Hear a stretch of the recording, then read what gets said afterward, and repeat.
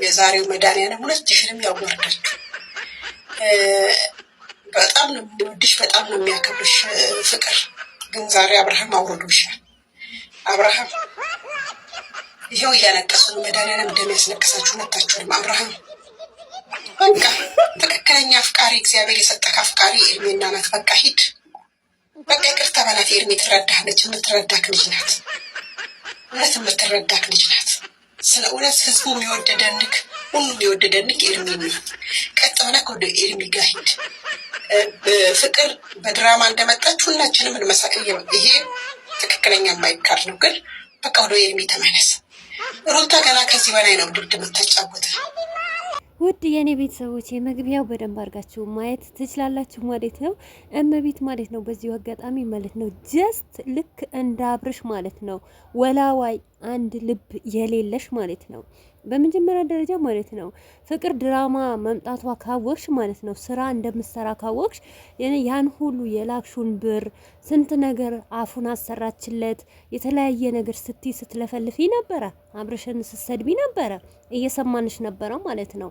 ስለዚህ በመጀመሪያ ደረጃ ማለት የምፈልገው እኔ ማለት ነው እስቲ አቋም ይኑራችሁ የሄርሜላ ደጋፊዎች ማለት ነው። ልክ እንደ አብርሽ ማለት ነው 15 ልብ ነው እንዴ ያላችሁ? እሱም ሴትን መገላላበጥ ነው የሚወደው። አሁን እኮ ፍቅር ፈተነችው እኮ ለሄርሜላ። እንደውም እኮ ትምህርት ነው። አሁን ፍቅር እውነት ትክክለኛ ብታፈቅረው ኖሮ ትክክለኛ ወደሷ ብታመጣው እኮ ሄርሜላን እኮ አይፈልጋትም። ትልቅ ትምህርት እኮ ነው የሰጠቻት ማለት ነው። ፍቅር እውነቴ ነው የምላችሁ፣ ፍቅርን ማመስገን ትችላላችሁ። ነጊስ ዛሬ ለምሳሌ እሷማ ያው ሄርሜላ እንደጎተታት አይደለም የምትመጣው። ምክንያቱም ነይ ሲላት ትመጣለች፣ ሂጂ ስላት ደግሞ ትሄዳለች ማለት ነው። አሁንም ከፍቅርም ሌላ ማለት ነው ነይ ብሏት ይቅርታ እንደረመደው ይቅርታ ጠይቋት እሺ ብላ ትቀበለዋለች። ነጊስ ሌላ ሴት ብትመጣስ ትቷት እኮ ነው የሚሄደው። ምን አይነት ጅልና ጅላንፎች ናችሁ ማለት ነው።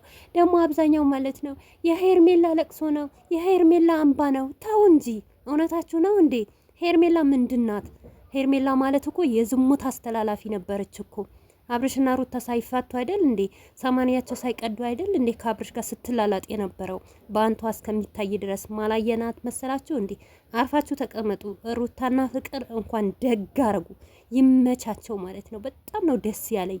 እንደዚህ ያለ ወንድ ደግሞ በአንድ ቦታ የማይቆም በአንድ ሴት የማይጸና ያቺም እቺም የሚያምረው ወንድ ደግ አረጉለት ማለት ነው። እንደውም እኮ ትምህርት ውሰዱ። ከምሬ ነው ምላችሁ። የትላንትና ቪዲዮ እኮ ትምህርት አለው። ከመሳደብ ሰውን ከመዘቅዘቅ በፊት ማለት ነው። ውላዋይ በተለይ ደግሞ ወላዋይ አትሁኑ። በቃ ፍቅርን ከወደዳችሁ ፍቅርን ውደዱ፣ ሩታን ከወደዳችሁ ሩታን ውደዱ፣ ሄርሜላን ካደነቃችሁ ሄርሜላን አድንቁ። አብርሽ ከሌላ ሴት ሲመጣ ገልብጣችሁ አብርሽን ትሰድባላችሁ፣ ከሩታ ሲመጣ እንደዛው ታረጋላችሁ። አብርሽ ድሮም አሁንም ቢሆን አስመሳይና እባብ የሆነ ወንድ ነው ማለት ነው። እንኳንም ደግ አረገ። ትላንትና ሩታ ያን ሁሉ እርጉዞና ያልሁሉ ሲከዳት አምኖ መከዳትን እንዴት እንደሚያም ደግሞ እንኳን በደንብ አየው ማለት ነው። ሄርሜላ ትላላችሁ ማለት ነው። ሄርሜላ እንደዚህ ጎበዝ ከሆነች ማለት ነው አብርሽን ብቻ ነው እንዴ ወንድ ያለው?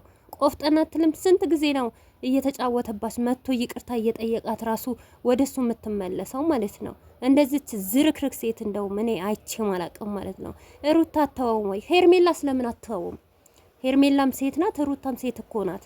ስለዚህ ለምን አታውም? የኔ ጥያቄ ሄርሜላ ምንድናት? ምን ስለሆነች ነው በአብርሽ የምትጠቀለለው ማለት ነው? ሄርሜላም እኮ ቆፍጠን ብላ እርግፍ አርጋ ለምን አትተውም? ምን አላት ከአብርሽ ጋር ሄርሜላ?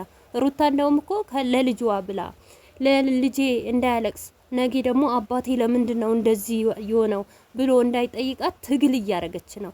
ትላንትና ፍቅር አስረግጣ ነው የነገረችው ማለት ነው። ማመን አይፈልግም። አጥፍቻለሁ ይቅርታ፣ በድዬሻለሁ ይቅርታ ማለት መሸነፍ አይፈልግም። አሁንም ቢሆን የሄርሜላ ደጋፊዎች ማለት ነው ዝም ብላችሁ ተቃጠሉ እንጂ ታያላችሁ። ነገ ከነገ ወዳ አብርሽና ሩታ አንድ ሆነው ልጃቸውን አብረው ካላሳደጉ ማለት ነው። ስለዚህ ብዙ ማትጥፉ ብዙ ማትከሙ ማለት ነው። በዚህ አጋጣሚ በተለይ እመቤት የምትባይ ሴትያ አንቺም በትዳርሽ እንደዚህ እየወላወልሽ ነው። አንድ ወንድ ሲመጣ አንዱን እየቀየርሽ ማለት ነው። ትላንትና አብርሽን እየረገጥሽ ነበር፣ አብርሽን እየሰደብሽ ነበር። ዛሬ ደግሞ አንድ ነገር ሲመጣ ወይኔ ፍቅር ምሰጥህና የዋህ ሄርሜላ ናት። ተይ እንጂ ፍቅር የምትሰጥ ሴት እኮ እንደዚህ አይደለችም።